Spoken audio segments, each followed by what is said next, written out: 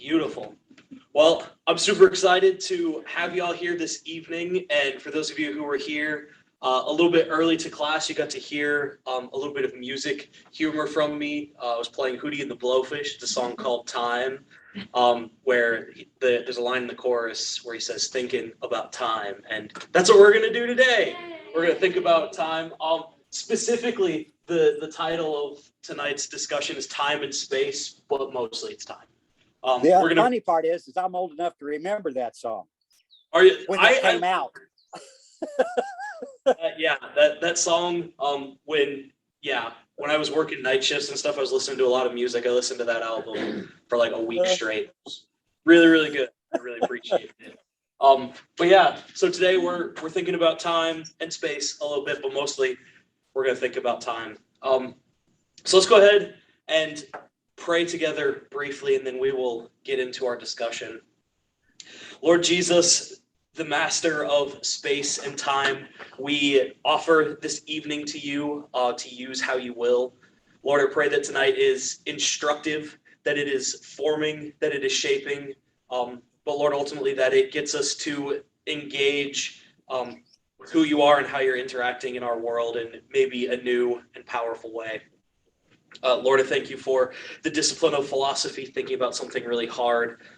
May we engage in it wholeheartedly tonight. And again, may tonight be used for your glory. Lord, we love you. We pray all this in your name. Amen. Amen. All right, so let's ask the question that we usually ask to start. What is time? Well, much like everything else that we've done in this class, time is particularly difficult to pin down, but time is specifically difficult to pin down a definition of because it's hard to offer a definition of time that is not inherently circular.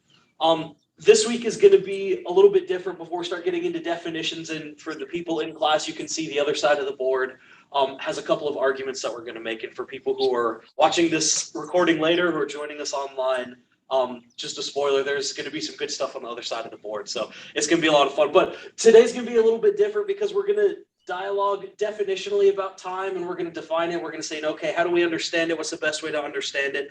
And that's going to be sort of the first half of our class and our discussion. But the second half is going to diverge a little bit from our philosophical understanding of definitions. And we're going to ask ourselves the question, if we think that time is this way, what does that tell us about God specifically? And I wanted to take this little diverged path this week because for me, this is one of the most important areas in philosophy and in theology, not because it's like some big grand overarching thing that is going to overhaul your theology, but because this is where I first got really introduced to philosophy and how it interacts with our understanding of scripture. So I think it's gonna be a lot of fun. I think it'll be really beneficial. And yeah, hopefully you guys enjoy that. But getting back to our question, what is time? Well, time, as it might have been said, or as it has been said, is literally what keeps everything from happening all at once. And that might actually be just kind of as good of a definition of as any, because again, getting a working definition of time going is really hard. It's more of a joke than a solid definition, but it sort of gets our minds thinking in the right way, right? Like time is somehow it has duration, it has length, it necessarily has relations of events to each other as being earlier than or later than. So when we say that something happened earlier than something else, we know that we're referring to some kind of temporal relation, or when we say that something happened later than something, it's the same way. It's happening in reference to it somehow temporally.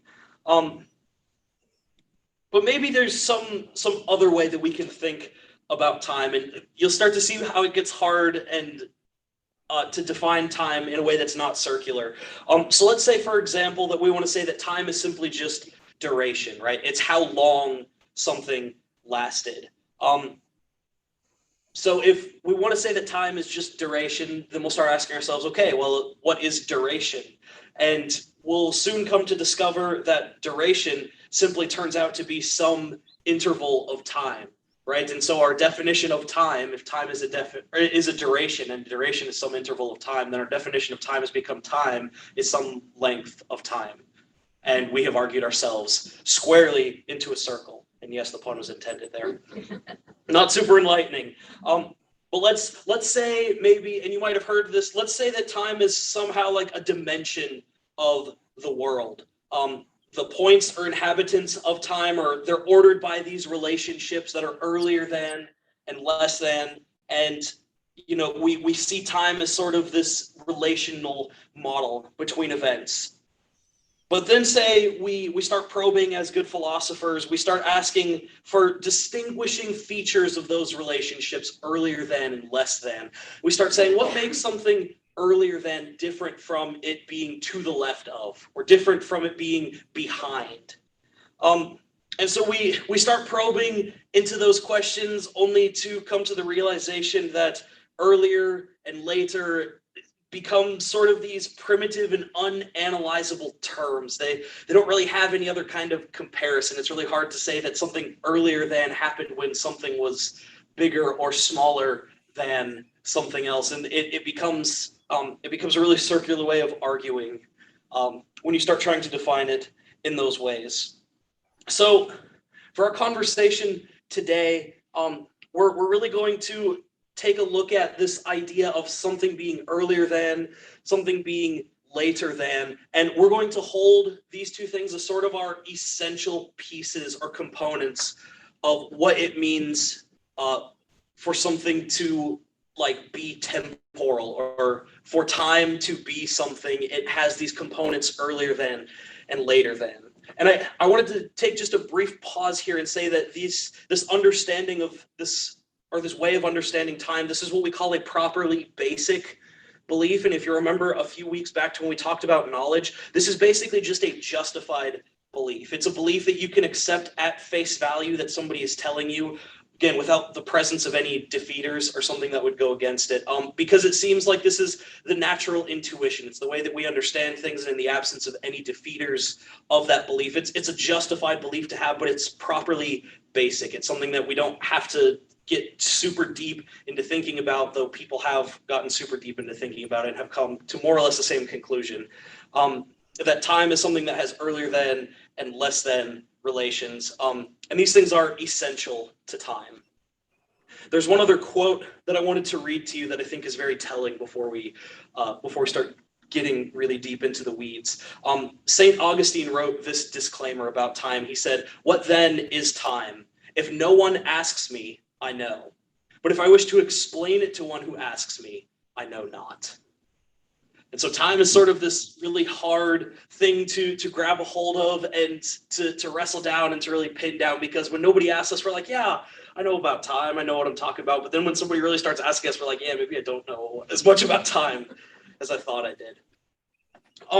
One other thing that I wanted to mention, again, before we really get into the weeds, if you are interested in more of this, and I'll mention this again at the end of class, there's a whole book about time, and specifically about God's relationship to time. It's called Time and Eternity, and it's by William Lane Craig, one of the authors who wrote our philosophy class textbook, and he goes into a lot more details about some of the arguments that I'm going to make here, about some of the history of time that we're going to look at. So if you're interested in diving more into time, into the philosophy of time, and in God's relationship to time, I encourage you to check out that book specifically as a good starting place, and then you can go from there.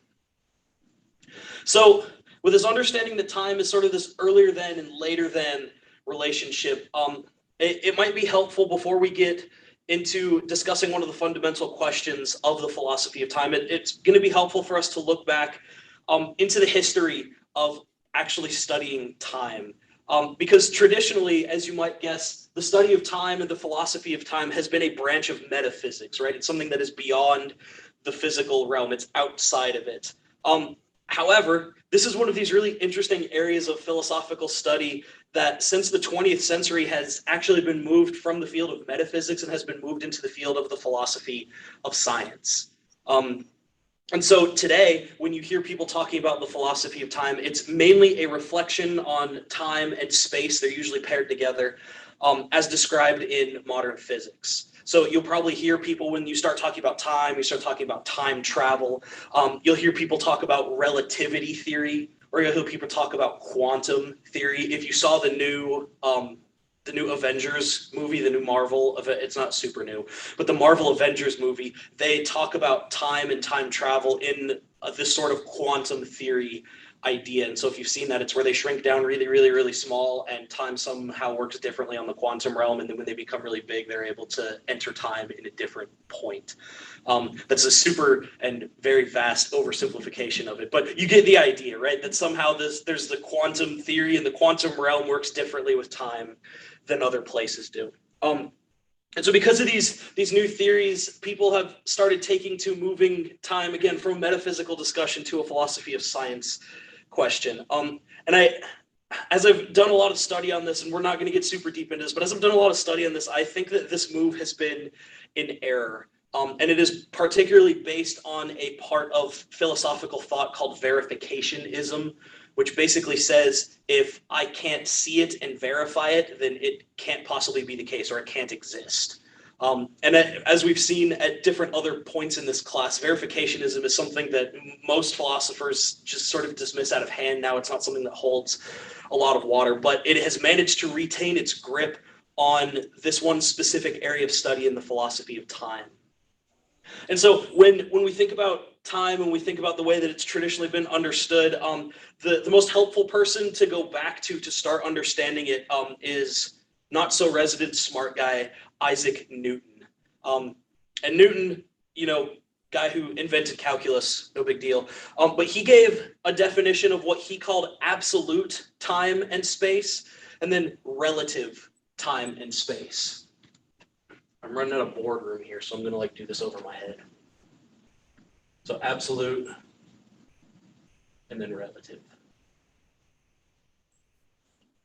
He did this for both time and space. So I wanted us to sit with Newton here for a second. And so Newton wrote this in his Mathematical Principles of Natural Philosophy, written in 1687. He wrote this about time. Absolute time of itself and from its own nature flows equably without relation to anything external, and by another name is called duration. So what Newton said is that there is this thing that we call time that flows, or that moves, or that goes on, has some kind of duration external to anything else, that there is just time, and time moves forward and it doesn't need relation to anything else. But then Newton said there's something that's called relative time, and relative time is some sense and external measure of the duration by means of motion, which is commonly used instead of true time, such as hour, day, month, or year. So for Newton, there's this thing called absolute time that, again, marches on. It has no bearing on, or it has no dependence upon anything external to it. But his idea of relative time would say that the way that we measure and the way that we understand time is related to means of motion, right? So the way that we here on Earth understand time, we understand one day is that the Earth has spun one time. So the side that was facing the sun 24 hours ago is now facing the sun again. That's how we understand a day. Or a year, we understand to be approximately 365.25 of those revolutions spinning around where that same side of the Earth is facing the sun. We understand it to be 365 of those. And we know that during that time, the Earth has also gone all the way, it has orbited the sun. And so you see that the way that we conceptualize and the way that we measure time is by the motion of different objects happening with each other. And so Newton called this relative time. In a very similar vein, and again, we're talking mostly about time, but I wanted to mention space because it's here. In a very similar vein, Newton talked about absolute space, and he said absolute space in its own nature without relation to anything external remains always similar and immovable. And so relative space is some movable dimension or measure of absolute space, which our senses determine by its position to bodies, and which is commonly taken for immovable space, such as the dimension of a subterraneous, an aerial, or a celestial space determined by its position in respect of the Earth. Again, you don't have to worry about that a ton, but just know he's talking about mainly the same kind of thing here, where there's this absolute space that exist, right? So maybe the best way to think about it is there's this absolute space here. This is what like if you've seen the picture of CMB, cosmic microwave background, CMBR, cosmic microwave background radiation, you've seen this big oval picture that has these kind of funky, weird colors of people like, oh, this is what the universe looked like billions of years ago. That edge is sort of what they call like, this is the known universe. And so you can think of everything inside of the circle as space. And what Newton would say is that there's a relative space that we're able to measure here by our own understanding of the position of it. So again, it's all relational to how you're relating to this thing that we call space. Again, I'm not worried so much about space. The important thing that you get is this thing about time here, that there's this sort of absolute time in Newton's understanding that moves forward, that flows, if you will, and it moves equally without any relation to anything outside of itself. It just moves. And relative time is, again, the measuring of that by the movement of different bodies. Now, Newton also had this idea or this sense of absolute time and also space that he said being this sort of absolute thing, it distinguishes it in different ways. So first off, this absolute time is distinguished from our measures of them, which again is the difference between absolute and relative time. But for Newton, absolute time was also, it's sort of this unique and all-embracing thing, right? Like everything that we sense and everything that we can sort of understand is completely and totally embraced by this idea of time and even by the idea of space. Newton would say is that all of this material stuff that we have in here, these ideas of time and space, they're unique in sort of this all-encompassing way. But Newton also raised a third point. Newton also said that time and space are absolute in the sense that they exist independent of any physical object whatsoever. Now, it's really important to clarify here after these three things that Newton was very, very staunchly a theist. I believe he was a Christian theist, if I'm remembering correctly. But Newton had these philosophical presuppositions, and he grounded his philosophical presuppositions in the idea of God. And so because God is eternal, Newton says there exists this sort of everlasting duration, and because God is omnipresent, there exists this sort of infinite space. And so what Newton would say is that these things, this time and this space, they are dependent upon God as eminent effects, or rather, they are immediate consequences of God's being. And so while they may be unique and while they may be absolute in the sense of they are, the sort of one-of-a-kind thing, they still have their dependence upon God for their very existence, which, again, fits inside of the three distinguishing features that he gave of it.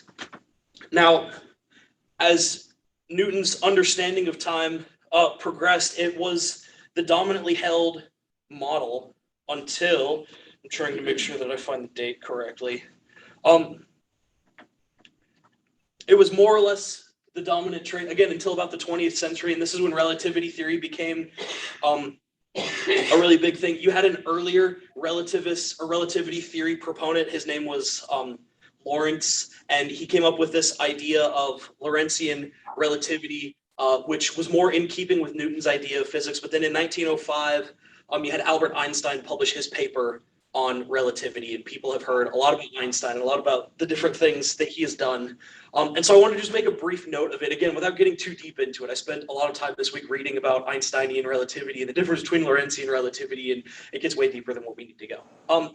But one thing to note and to keep in mind as we're moving forward is that Einsteinian relativity, properly understood, probably just corrects Newton's understanding of relative time here. So what Newton would say about relative time is that any clock or any measuring device that is ideal will always measure time regardless as to its motion, right? So regardless as to how the clock moves or how fast it moves or where it moves, it will always measure this absolute time in the same way. And what Einstein discovered and what he purported with his theory of relativity was that if you can manage to be the observer and move fast enough, if you start getting closer and closer and closer to the speed of light, that you will actually experience and you will measure time differently from those who are moving at a slower pace than you are. And Einstein did some work, and again, it was based largely on a verificationist philosophy that he did this. But Einstein tried to remove this idea of absolute time completely. He said there is no such thing as absolute time. Time is only dependent upon two simultaneous events acting at a distance, and the way that we measure it is through this movement of light back and forth between these cells. Again, getting way deeper than what we need to, but just know that after a whole bunch of philosophical arguing, people are starting to come back around to the idea that Newton and by extension Lorentz were probably more right about this idea of absolute time than the newer held relativity theory. And so again, Einsteinian relativity, it probably corrects Newton's understanding of relative time, which just simply says that if you start moving really fast, you're going to start measuring time differently than those who are not moving as fast. If you want a kind of cool pop culture example of this, the movie Interstellar, I forget who stars, what's his name? Matthew McConaughey, I think, is the guy who stars in that one. He goes on this big interstellar adventure, and it shows him as he leaves. His daughter is really young, and he goes and he has all these explorations, and he's right next to a black hole, which, you know, is supposed to accelerate your movement, how fast you're moving, and so you experience time differently. And by the time he comes back to Earth, he's only aged like a year, and his daughter is aged like 80. And so they experience time differently. If you haven't seen it, it's a really cool movie, and it demonstrates this point really, really well, I think. But to kind of help summarize this before we get into the, again, probably the most fundamental question in the philosophy of time, just simply put, Newton and Lorentz, they posited this, I hesitate to say observer, but observer is the best way to think about it. They posited this sort of absolute observer, or this absolute entity thing, if you will. It doesn't even necessarily have to be an observer, which was capable of knowing the simultaneity of events. So it would know that something is happening here, and something is happening in China, and something is happening on Mars, and something is happening in the Andromeda Galaxy. It would know that all of those events are happening simultaneously without the dependence on any sort of synchronization process, without having to be like, okay, our watches in Andromeda and on Earth are now synced up. This observer would have no dependence upon physical operations, so like physical observation either.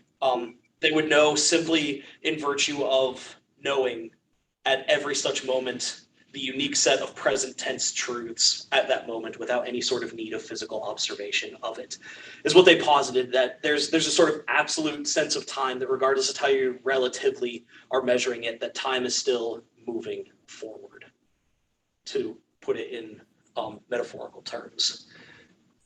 So that's just sort of a brief history, but all of that has led us to this point, into this very, again, fundamental and important consideration of what time is. Because if we understand this idea of absolute time properly understood, and again, the reason why we went into the whole history is because I think that it is right and true of us to affirm that absolute time is something that does exist, that outside of our relative experience of time, that absolute time is something that moves and that continues to push forward, again, to speak metaphorically. But if the sense of absolute time exists, the question that we have to ask ourselves is, how does this sense of absolute time exist? And this is the most fundamental question inside of the philosophy of time. How does time exist? Is time static, or is time dynamic?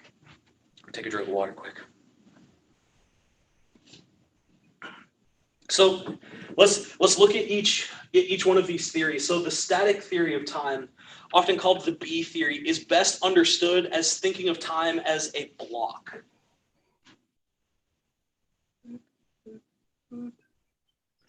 Right? So this is all of time. This is the beginning. This is the end. And all of time is there, right? We exist at some point. Let's say here. We're getting closer to the end than not. But that's our sense of time. This B theory of time says that all of these events, so the events in 2021, that all of these events exist simultaneously, right? They don't like seem to come into being and come out of being, but the events that happen in 2021 are just as real as the events that happened in 1687, or just as real as the events that happened in, let's say, 0, and the events that happened in 712 or 713. So all of these events, they exist at the same time. That this idea that we have of tense and of past and of present, of things happening earlier than or later than, are simply just a relationship of events on this timeline. But ultimately, our experience of time is just the passing of these events from moment to moment, because all of these things here, they all exist. They're all equally real, but 2021 is just the exact same as 2050, and our moving to 2050 is experiencing all the sequential events that happen between now and then. And so that's our understanding of time on a B time. Again, all events exist simultaneously. In contrast to that, an A theory of time, or the dynamic theory of time, states that time is like an arrow, right? And so you have the beginning of time here, and the end, depending on who you ask, there either is a definite end somewhere out here, or time will go on into the future forever, infinitely. Now, the dynamic theory of time, or this A theory, it holds to what is called temporal becoming. And basically what this means is that now, we're going to say now, or 20, I think what's today, 7/28. Yeah, we'll go with that. But that now, July 7th, 2021, this is like this present moment, this is the only thing that exists in the strictest sense. That the past is something that existed and that the future will exist, but that right now is the only thing that is like real. Right now is the only thing that is, again, that occupies the thing that we call present. It's the only thing that exists. And so on both of these theories, again, you have a beginning on both sides. There are proponents of the dynamic theory specifically that have said that time potentially goes infinitely backwards, but for a number of reasons that can't work. The same thing with a static theory. If the static theory is the block, but the block has no end, you run into very similar problems. But these are the two main and dominant views of time, and you might have heard people talk about it. Some popular ways of understanding these different theories are the static theory of time is like a movie, right? So you have a movie, you have the entire timeline of a movie set out. You know the beginning, you have the end, and all of the events that happen inside of the movie, they're all equally real, they all equally exist, but as you go through the movie, you're just going through it moment by moment by moment. Whereas on the A theory of time, again, it's a lot more like an arrow passing through, oh gosh, I forget what that's called, the rest, right? And so as the archer pulls back the arrow, you have the starting point that's here, and as the arrow passes through the starting point, the only part that is now is what's on the rest, and everything else is just moving through it as it goes through. And so the past was existing, it was on the rest, and the future will be on the rest, but only the thing that is right now that is on the rest is what actually is. So those are some good ways to think about it.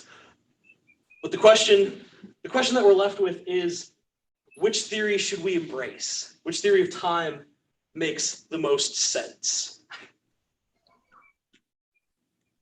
I don't know. What I want to offer to you is that the theory of time that makes the most sense is probably the A theory of time as opposed to the B theory of time. And here's why. I'm going to give two reasons. I think these reasons are pretty good. But the first reason is that this seems to be sort of the common sense view, right? Or to put it in a term that I've already used, it's a properly basic view.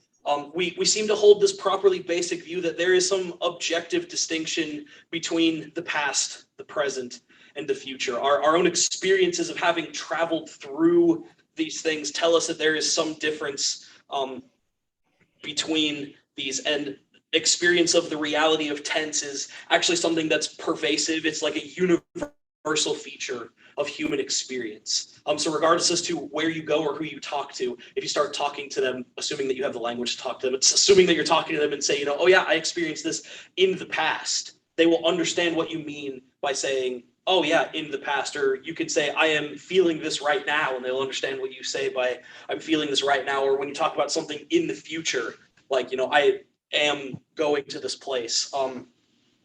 They have this understanding. But in addition to that, and this is what I called 1A, our attitudes and our thoughts, they express this idea of tensed beliefs. So, for example, you might feel relief about something that you were going through in the past, maybe some kind of pain or something that you have come through and now you're finished with it and you experience relief over being done with that. Or maybe you're feeling anxiety about a meeting that you have at work tomorrow, and that anxious feeling is coming because you're awaiting for that time to finally get here. And what happens on the B theory of time is that ultimately these attitudes and these beliefs and these expressions, they have to be considered eminently irrational. These feelings make no sense because all of these things exist, all of these times and all of these events, they exist already. There's no such thing as something happening in the past or happening in the future. And so our feelings and our attitudes about these things, they're completely and totally irrational. And so we shouldn't hang on to them on B theory of time. So our human experience would seem to say that we have this properly basic belief that tense exists and that it seems to be objectively true. But the second, what I think maybe just a slightly more powerful notion of the A theory of time, holding to the A theory of time, is the idea of the direction of time, right? That this point here was somehow in the past, that this point in the future is where we are going to, and we seem to be moving in this way. Now, in the B theory of time, because all of these events exist simultaneously, it seems as though telling us to put events in a certain order or saying that time flows in a specific direction is arbitrary. It's meaningless, right? So for us to say that time moves in this direction, that this was somehow the past, that this is somehow the future, or to say that this is later than and this is earlier than, are completely arbitrary. And people usually will throw back to some sort of example and say, well, what about things like entropy, right? We understand entropy as this idea of the energy in the universe becoming more and more disordered and more dissipated as time goes on. And so if energy is in a really concentrated state here, and as it moves, it becomes, more spread out and more dissipated over time. Can't we use that as a measurement for saying this is the direction that things flow? But what that example does is it has inherent in one of its suppositions that time moves in a specific way. It's saying that entropy, the energy in the universe, actually dissipates as time moves forward. But so that assumption would then lead us to say that time moves forward because entropy becomes more, which is the dissipating of matter, or the dissipating of energy, but energy dissipates because time is moving forward, therefore time is moving forward because time is moving forward. So again, we've argued ourselves in a circle there. And so this meaninglessness of the direction of time on the B theory, I think it moves us to this place of adopting an A theory of time, hopefully with very good reason. Again, it's a very properly basic belief. It says that I exist now, that there is not, somehow me that existed 10 years ago that also exists, and me that exists 5 or 10 years from now, hopefully, that also, like, we all exist at the same time, that we're just experiencing all of these events as they're going through. Really, again, it's this idea of holding very strongly to this notion of temporal becoming, that the past was here, or the past did exist, that the present currently exists, and that the future has yet to exist, or the future has yet to become something. Look, the direction of time. I just talked about that. Look at me go. All right. Are there any questions on that? Because again, I wanted to make that fairly clear and lay it out specifically. And I think this is really important for us to understand specifically, especially going into it with a very clear understanding of the theory of time, because you might have heard this in sermons or in popular talks. Christians, I have found, have a tendency to get this wrong a lot, but we love to think about time and somehow God's relationship to time as though God can like step back and view all of time, right? But inside of that presumption is that, well, there's a B theory of time for God to observe all of, right? And so it's something that's implicit. It's something that you might not have even heard or thought of before. But I think it's really important getting these two distinctions down and really being able to say, okay, which one am I dealing with here? Before we move into even thinking about God's relationship of it. So again, because of the idea of temporal becoming, because I believe it's a properly basic belief, unless somebody wants to prove me wrong, I think it's really good for us to hold to a dynamic and an A theory of time. So, Michael? yes. Right. So, in some senses, in the A theory of time, we move through it. And in the B theory of time, it moves by us. No, so maybe a better way to understand it is the A theory of time is not necessarily like we are not moving through it, but like we are here on the tip of the arrow, right? And so as the arrow moves forward, as the arrow stretches, the dot moves along with it. And so this is everything that has happened, and this empty space here is everything that will happen, but only the tip, only this present part it's the only thing that is like real. Okay. To use a really common word. The B theory of time says that all of these events in time are equally real, and that our experience of time, our understanding of time is simply just each event occurring one event right after the other. You can think about like dominoes falling over, right? It's a really, really, really long set of dominoes, and each event falls into the next one. And so our experience of time is simply just a domino hitting another one, hitting another one, hitting another one, moving forward. And it's a slight simplification of it, but that's the easiest way to understand it. And so our experience of time in that sense it's not illusory, but time rather is, again, it's the experience of events happening one right after the other after the other. Does that make sense? Sort of. What can you think of something that I could help clarify with it? No. Okay. That's what I was trying to say. I was trying to say in my own mind, it looks to me like the B theory of time was basically time moving by us. And the A theory of time was more us moving through time.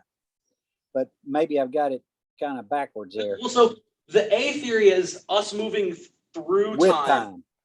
Yeah, moving with it, I think is good to understand. Okay. The B theory, again, maybe the best way to imagine a B theory of time is to imagine it, again, like a movie, right? It has a definite beginning, a definite end, and it has characters, it has plot, it has setting, it has all of these awesome things inside of it, but each part of the movie, because, again, we can say a movie is fiction or whatever, but each part of the movie on that film reel is equally existent. Each scene in the movie existed in the exact same sense that the next scene or that the scene, 10 minutes or an hour from now, they all exist in the exact same way. It's just a matter of which scene is being projected. So would omniscience mean that God views time in the B theory? Well, so this is what we're going to get into next. This is this part of the board right here. Right? This is what I'm super excited for, because I believe, and what I'm going to argue here in the next 20 to 30 minutes of class, is that when we think of divine eternity, when we think of God existing eternally or throughout or for all time, that it is best for us to understand God existing inside of time, because we hold to an A theory.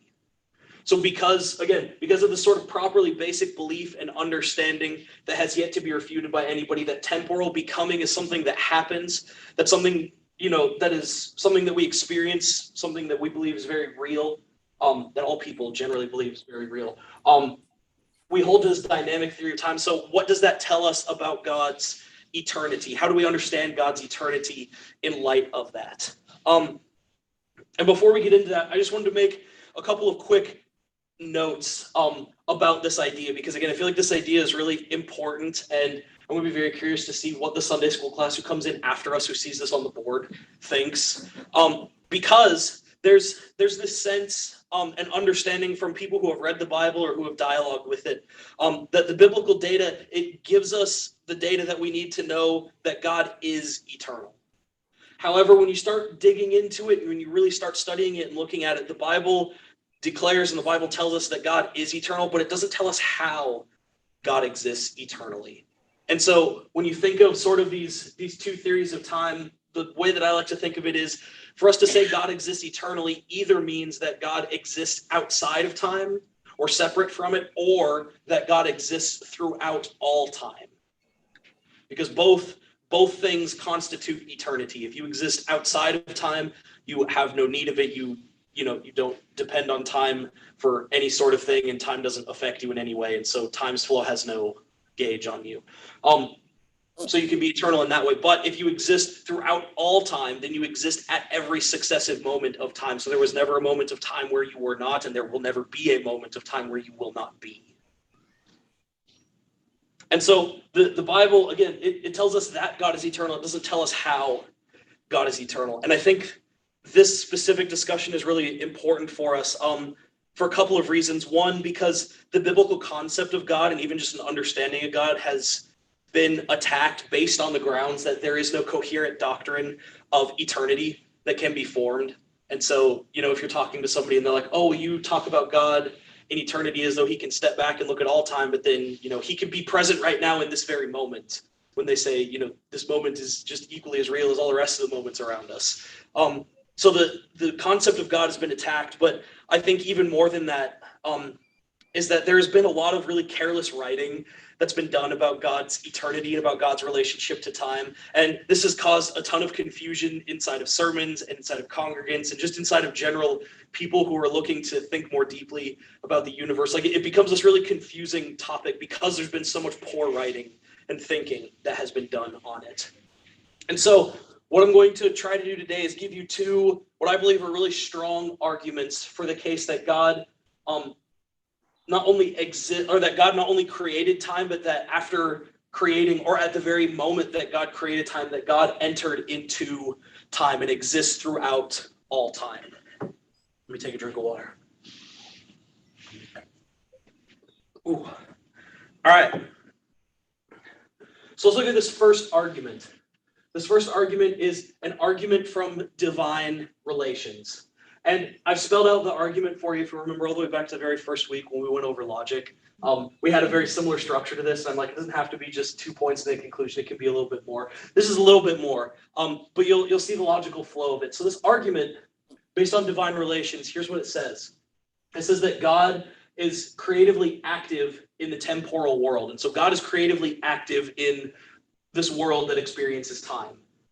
So that's the first premise. The second premise says, if God is creatively active in the temporal world, then that means that God is really and truly related to the temporal world. That means that God is interacting with the world temporally as the world exists, moving through time.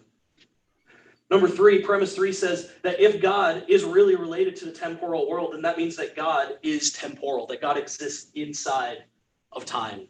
And therefore, God is temporal. Unessentially. This doesn't say anything about God's own nature, like having to exist as a temporal being, but this says that if God is creatively acting in the temporal world that is experiencing time, that God must be temporal because of that. Now, what this says ultimately is an argument. It says that if the temporal world undergoes some kind of change, it seems impossible to think that God could remain untouched by interacting with it, right? So there's a before and an after in the life of God. So for example, there was a time in God's life where Jesus Christ had yet to be crucified, but God interacting and engaging with us at this present moment would be able to look into the past, and there would be a point in God's life now where Christ has been crucified, but Christ has yet to return to earth. right? And so there are these before and after moments in God's life because of God's relationship to the temporal world.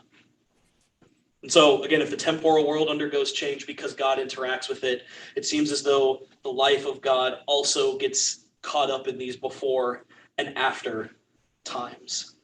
Now, denials of this argument, for those who are maybe getting a little uncomfy in your chair, denials of this argument generally consist of denying either premise 2 or premise number 3.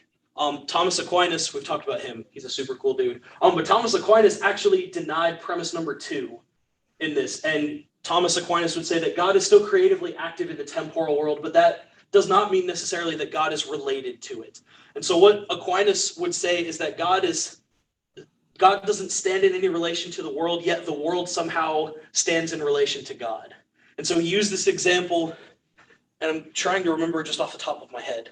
I don't know if it's going to happen. But he used this example of two people. Let's use Jones and Smith again, right? Where Jones is, Jones is living his life. He's doing his thing, and Smith becomes jealous of Jones. Smith really loves Jones's car. What Aquinas would say about this relationship is that Smith stands in relation to Jones by the act of jealousy. He is jealous of him.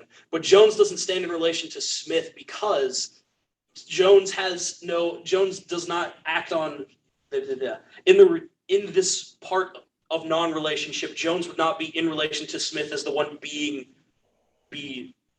jealous of or be envied. Maybe envy is a better word to use. Jones does not exist in the state of being envied. Jones just is, and rather it's Smith who is the one that exists in relationship to Jones. But I think even as I was trying to explain it, I was trying to get the right words out. It seems as though when you put two things into relationship with each other, that there has to be some kind of back and forth and some kind of give and take. And so God creatively acting in the temporal world, or God, somehow standing in relationship and engaging with the temporal world, creates this two-way street of relationship where God acts and stands in relation in the world, then stands in relation and acts as well. And so it's this two-way street that causes God to interact with this temporal world. Now, there are people who deny premise 3 as well, and you can get super deep into the weeds denying premise 3. There are like 3 or 4 different arguments that I read, and I'm like, I don't totally know a whole lot of where you're trying to go with this. But ultimately, these reasonings, they seem to like rob God of again, some form of like actual relation to. I didn't write it down. It seems to rob God of some form of like actual and true relationship to the temporal world. 3 is a lot harder to deny than number 2 is, but you end up with more or less the same problem. And so, because of divine relation, because God exists, and because God we believe acts right now, we say that God is temporal, that God exists inside of time, again, unessentially. It doesn't have anything to do with God's nature. God is not essentially a temporal being, but rather, this gets us to the place where we can say that God somehow is inside time, that God is temporal. Let's look at the second argument, and then we'll have a time to ask questions about those. Now, the second argument is what we call knowledge of tensed facts. And it might be helpful before we get into this argument to say what a tensed fact is. A tensed fact is a fact that changes expression based on its relationship to the present, right? So I can say, yesterday I had shrimp and rice for dinner. It's really good. I can say that right now I am not eating. And I can say in the future, tomorrow I will have steak, for dinner.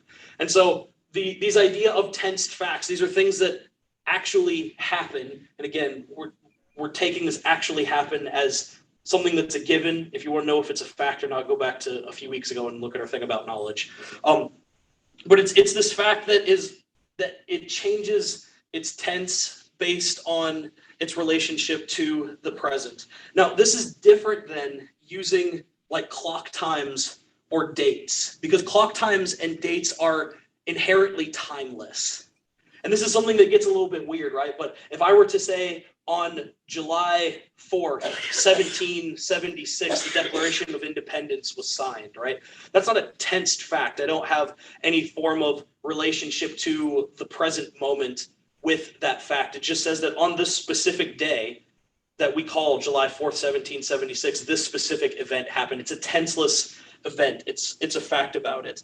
But rather these sort of tensed facts, these understanding or these statements of understanding tense, they seem to convey information to us, again, relationship to or distance from temporally the present, that it's not available inside of a tensed fact. And so when I say, again, when I say that Jesus was walking the earth in the year, let's be really safe about it, in the year 20 AD, right? We can say, okay, that is a tenseless fact that Jesus is somehow walking the earth in the year 20 AD. Now, if I were to say that Jesus walked the earth in the past, some 2,000 years ago, I'm still expressing the same fact, but they're conveying different senses of information. One is a tenseless fact that's saying that Jesus walked the earth in this time, and another one is conveying that there's somehow this distance of what we call 2,000 years, 2,000 revolutions of relative time around the sun that Jesus was walking on the earth. And so it expresses this kind of different information, the sort of tense that is not present in dates and in clock times. And so this idea of tensed facts, again, that there are things that happened in the past, that there are things that will happen in the future, that there are things that are earlier than and later than, leads us to this argument. And this argument basically says, one, that a temporal world exists. A world exists in which time exists. Number two says God is omniscient. Cool, we're still tracking. Premise number three says that if a temporal world exists, and if God is omniscient, if God really does know everything, then God knows tensed facts, because tensed facts are par for the course for a temporal world existing, right? If things are actually earlier than and are actually later than, then that means that tensed facts are a part of the temporal world. Premise number four says that if God is timeless, or if God exists outside of time, then God does not know tensed facts. Because again, if God is outside of time, if God is not affected by time, God has no knowledge of what is going to happen in the future or what is happened already in the past. God is more like the person who has watched and studied a particular movie far more than they should have and knows every single fact about that movie, about every single scene that happens, but does not know specifically what scene is playing on his neighbor's TV. Therefore, because if God is timeless and God does not know tense facts, but we believe that God does know tense facts, therefore God is not timeless. God does not exist outside of time. The way that I like to sum up this argument in a much more simple way, I'll go over here so you can see it again, but the way I like to sum it up in a much more simple way is that God knows when now is. That God has a sense of this present reality, right? That God is, again, here and present, not only present and active, but that God has knowledge of tensed facts. That again, yesterday, Michael ate shrimp and rice, and that tomorrow he will do something, or that 2,000 years ago, Jesus walked the earth. God has knowledge of those tensed facts, and those tensed facts change depending on relationship to the present moment. Are there questions about those arguments? I'm not buying it. Okay, why are you not buying it? Well, here's I feel like that God dwells outside of time, and that he created time to reveal himself in a sequence of events. As part of that, he created man to recognize that sequence of events and begin to understand what a relationship with him would mean. Now, does God know everything that will happen? He knows all knowable knowledge. In other words, everything that all men could ever do, he does know that from the onset of time to the end of time. But as to which one gets selected, he limited himself by giving us a free will to make those selections. So he sees our lives as a tree. We see our lives as a line, but only a line that we reflect on. Okay, And so let me see, because I see a problem with that. The problem with that is if God is outside of time, but so you're saying our life is like a tree, right? So if person A is here and they have this option and this option and this option, but that these options have not happened yet, right? Right. That's If the way God God, exists- I think God sees Right. But if God exists outside of time, then he would have to be able to see all of these events as already having occurred. Because if No, God sees these events He as sees they them as happen, potential events. right, but potential becomes actuality when they actually happen, right? When I make that selection, Right. So for you to make that selection, for God to see you make that selection, that means that God is receiving some form of information based on the flow of time. But if God is receiving information based on the flow of time, God cannot exist apart from time. what do you, Because he created time in my world. I agree. God The created time. evening and the morning were the first day was the creation of time. Yes, 100%. I agree. God created time. But God also exists inside of time. I don't understand what that means when he exists inside of time, because then it is limiting his omnipotence. How? Because he is bounded by time if he's inside of it. Define what you mean by inside of it then for me. Well, you define what you're the one that used the term, so you define. Maybe I don't understand. Yeah, so what I mean by inside of time, and this is the last point that I wanted to make is, what do we do about God existing without the world, right? Because we believe that at some point before the beginning, I'm going to use my A theory arrow here. We believe that at some point before the beginning of time that God still existed. Yes. Right? And so that there is a state of God that exists changelessly and timelessly, because for something to change, something has to undergo some form of duration of time. There is no change without time. So exactly. we believe that, right? So in this state, God exists changelessly and timelessly. However, at the very moment of creation of time, if God steps into time, God still has a point in his history where God is able to say prior to time. It makes no sense to say before time, because before implies some form of time before time, which doesn't work very well. But prior to the creation of time, I would say causally prior to the creation of time, God exists without it. Again, it's in God's nature to not be dependent upon time. However, upon creating time and needing to be able to interact with the world as it undergoes temporal processes, God then steps into time as a relational being. And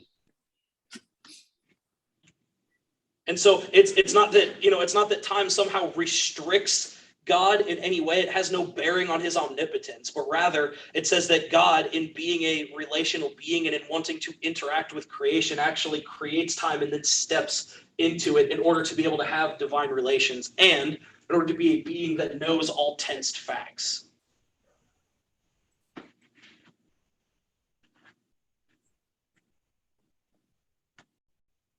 I'll kick that around a while. I still don't see God being inside of time without it being a constraint.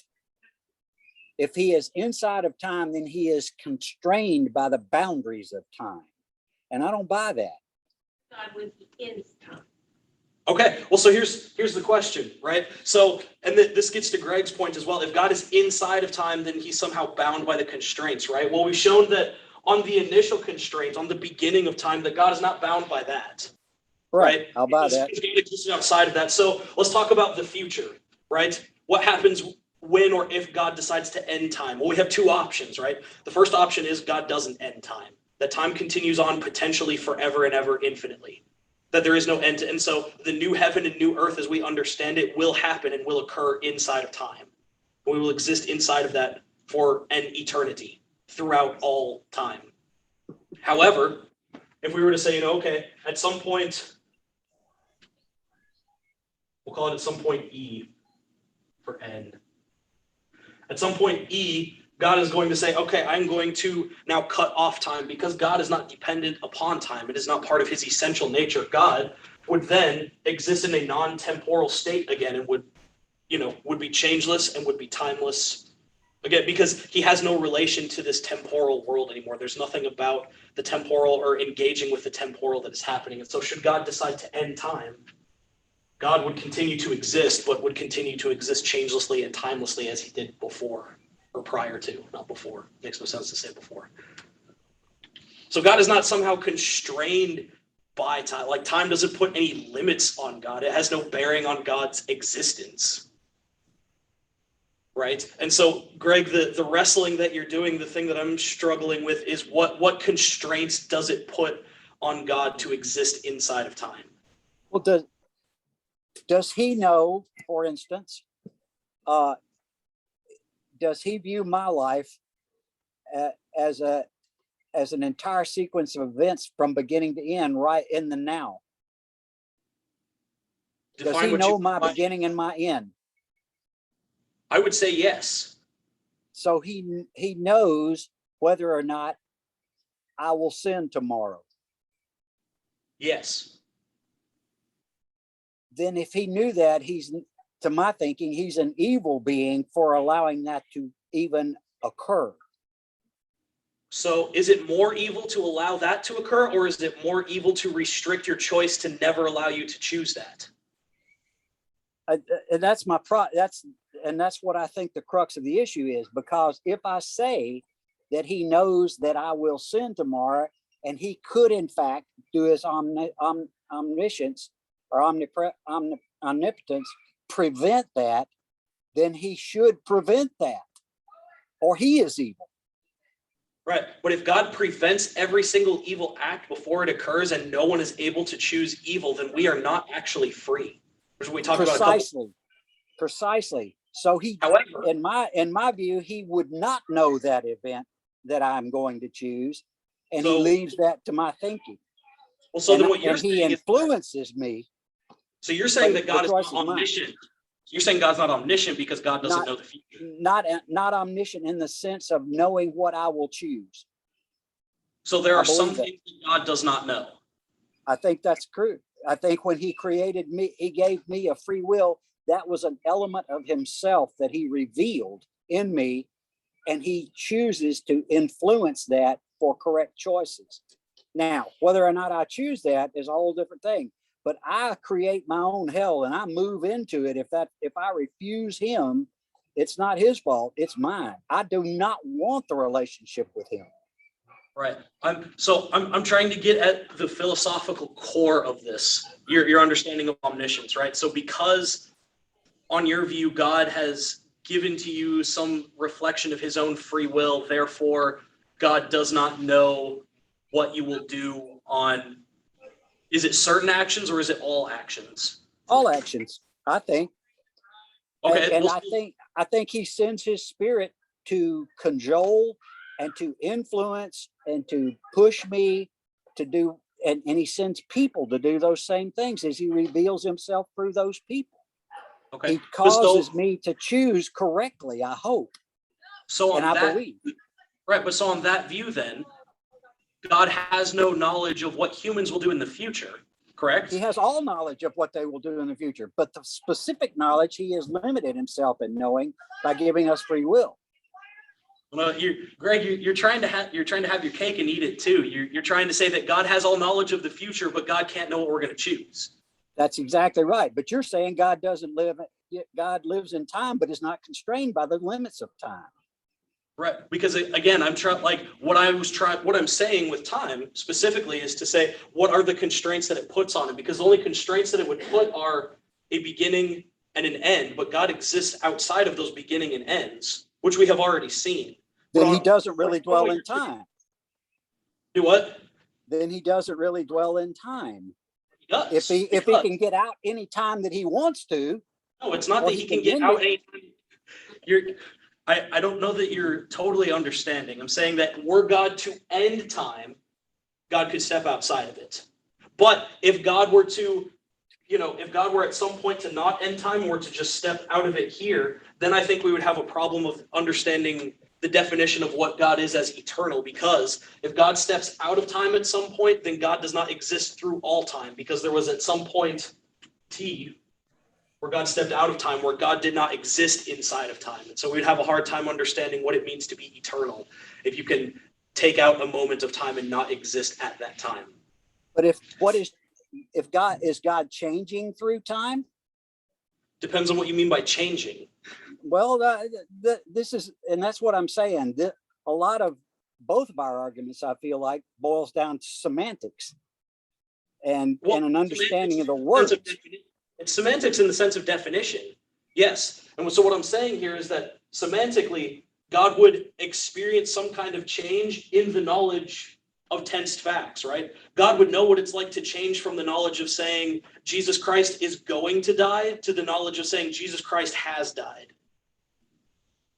It's not that God somehow changes God's internal character. It's not that God essentially changes, but God is able to experience something becoming something else. He's able to experience that sense of change, which again adds to his omniscience, that God knows all things. God knows what change is. God knows what change is like because he has experienced it through the knowledge of tensed facts. However, Greg, what I think is hard for me to square with your view is that if God does not know what humans will do, then it's impossible for God to know what is going to happen in the future. Because if humans are able to act in any certain way, and there are billions of humans acting in billions of certain ways, and God doesn't know how any of them are acting because they all have free will, then it's impossible for God to say what's going to happen even the next moment, right? Because God doesn't know if I'm going to step to the left or to the right. And so if I step to the left, and this is getting into something called chaos theory and butterfly effect that we don't need to super get into, but if I step to the left, that could set off an event or some form of reactions that, cause other consequences that weren't intended as opposed to step to the right.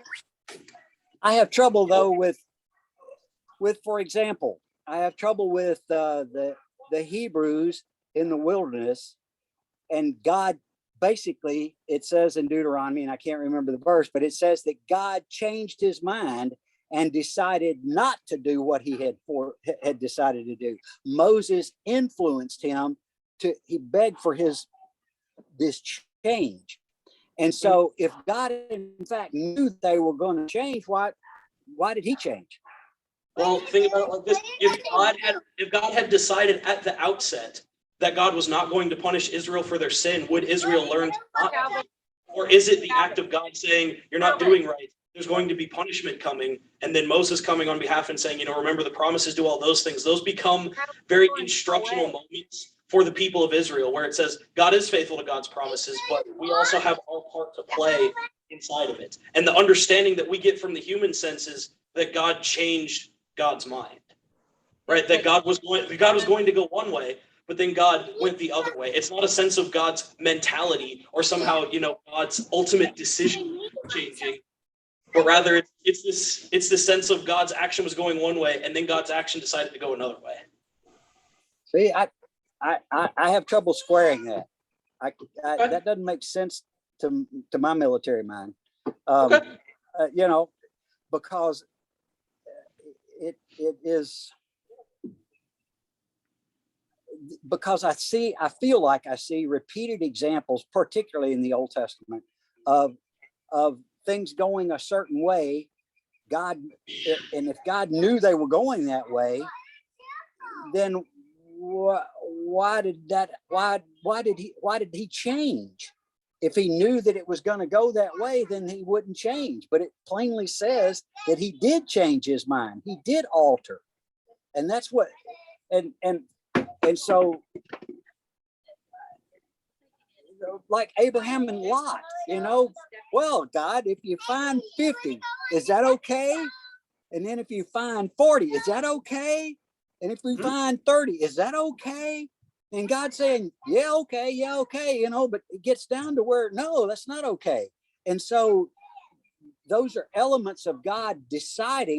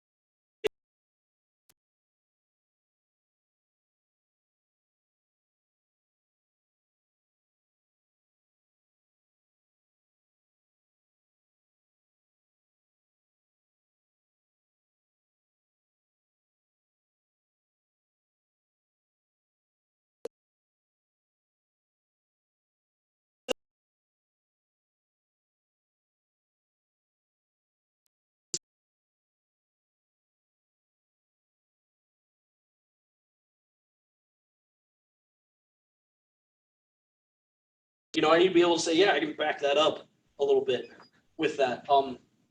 Yeah, I just talked myself in a circle there. Back to the point where I was. Yeah, just gotta keep talking, keep thinking about it. But again, I think this is good. This is important. Does anybody have any more questions or comments or anything I can help clarify? They want to write all that down, take a picture of it. Yeah, please take pictures. If you guys are online and you want to take a screenshot, you're welcome to do that. I can move over so you can see the arguments again. Wait for Lisa to take her picture. I have a question Okay. about the theory of relativity because it's never made any sense to me. Yeah. And like you mentioned Interstellar, which is the movie I always think of when I think of theory of relativity.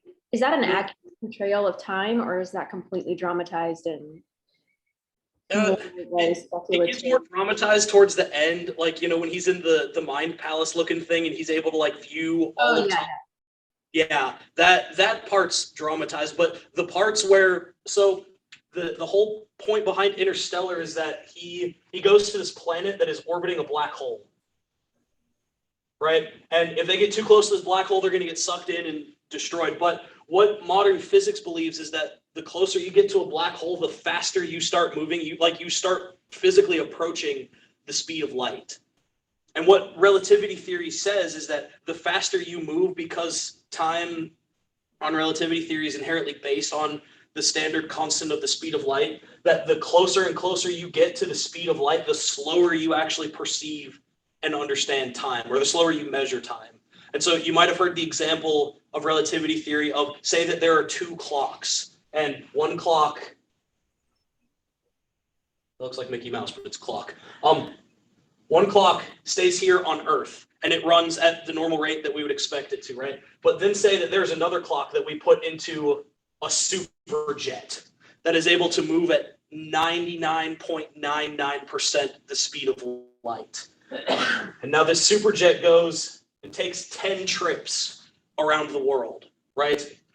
What we would find, and they've done scientific evidence, not quite to this extreme, but they've done evidence of this, that the faster you move, the slower you experience time. So when this clock and this clock meet, having been synchronized when they first go, when these two clocks finally meet back again, this clock will read a time that is much earlier than this one. So the one that stayed on Earth, that stayed in a relative state of rest, experienced the flow of time as the way that we would normally experience it. But the one that moved really, really, really fast, close enough to the speed of light, experienced it much, much slower. And so the sci-fi way of saying it is, what was a year for this clock would only have been 1 second for this one, as an example. It's not exact, but that's generally what people of relativity or what people will say relativity theory is. It gets a little bit deeper into that, but for just basic understanding, that's what they're talking about. And so in the movie Interstellar, when Matthew McConaughey is on this planet, right, he's talking with the people on the ship, and because the gravity of the planet they're on even is also really, really dense, which again causes you to move faster. They're talking with the people on the ship, and when they go back up into the ship after being on this first planet, they're like, wow, it was only 30 minutes down there. And he's like, dude, it was a week for us. And they're talking about it back on Earth, and they're like, yeah, it's been 3 years back on Earth already. And so it's this matter of Matthew McConaughey is moving super, super fast on this planet. The ship, which looks like a potato, is moving slightly slower than this, but because it's orbiting a black hole, is moving faster than a clock back on Earth. And Earth, moving at the speed that we are relative to, is remaining at this sort of constant passage of time. And so they're experiencing this passage of time differently. So does that mess up anything with absolute time, or are they both true at the same time? Yeah, so when you get super deep into it philosophically, this is where I didn't want to get too deep into the weeds, but when Einstein initially proposed this theory, he said we don't need any sort of frame of reference of absolute time, because he said the way that we understand time between two events is you take a clock A and you synchronize it with B. And if you assume that the speed of light, the velocity of it stays the same traveling to A and then traveling backward to B, you can synchronize both clocks over a certain distance, and we call that, we'll call that like the present, not the present moment, but that's what is referred to as the passage of time, is these two acting in sync and then moving slowly throughout. But what ends up happening inside of this, again, it's a very verificationist process. Philosophers who have really tried to debunk this have said Einstein's initial assumption that light would travel from clock A to clock B exactly as fast as it would travel from clock B to clock A doesn't seem to work when you have the two clocks moving in absolute motion. So if both clocks are now moving on this arrow, they're both moving this way, then it would seem like light going from A takes a lot longer to get there because it's moving in this direction than it does for light moving from B back to A. So Einstein's initial theory, parts of it proved to be, again, verifiably true, which would have corrected Newton's understanding of relative time, but philosophically, it was based on a faulty premise, and so it really can't do away with absolute time as the paper initially proposed to do. So no, the short answer is no, it doesn't impact the way that we understand absolute time, but the long answer is it's based on faulty philosophical presuppositions. And if you want more, I can give you more to read on it. Okay. Bye, Michael. I got to go, buddy. All right. Thanks, Greg. Thanks, We'll man. see you guys. Later. Yeah. Does anybody else? Any last questions or comments or concerns? Did anybody become convinced that God exists inside of time? I'd be really happy. If everybody walks out of here unconvinced, I'll be like, well, it's all right. I believe it, and I think that it works, and I know that you guys will think about it some more, because the next time a pastor gets up in his sermon and says God exists eternally, your mind is definitely going to come back to this point, and you're going to be like, what does he mean? What does he mean that God exists eternally? What does it mean that we will live in eternity with God? Will we live in a timeless and changeless state, or will we exist with God throughout all time? Something for you to ponder and to decide, but this has implications for what you believe. I really think it does. Awesome. Well, if there's no more questions, thank you all again a ton for being here. Next week, just as a little precursor, that's week 3. That is decidedly not next week. Okay. Next week, we're going to look at questions of ethics and morality. We're going to ask ourselves, why should I be moral? And then starting after next week, we have 2 more weeks after next week. And I kind of want to leave it up to the class, and this is everybody that's here presently, but then everybody who watches the recording as well. I would like to get input from you guys about what you want to talk about the last 2 weeks, because I've sort of broken it down into, here's like 5 or 6 areas that we could talk about. And so in week 9, I have us talking about either the existence of God, why should we think that God exists philosophically, or God's attributes. Is there some philosophical way of understanding God's attributes, like omniscience and omnipotence and omnipresence? Eternal was one of them, but we covered that one, so we probably wouldn't do that one. Or things like aseity or incorporeality, like, do those things make sense together? Can we possibly say that there is a God who exists that is all of those things? So I would like to talk about one of those things, and then the last week is either going over the problem of evil, which is a huge philosophical thing, and that would be my vote, or the Trinity, or the atonement, or different things like that. So if you guys have a specific topic that you want to talk about those last 2 weeks, let me know. Otherwise, if I don't hear from anybody, then I will just pick 2 of them, and you will be subjected to my whims. Be good. But if there's no other questions, comments, or anything, thank you all a ton for being here, and we'll see you next week.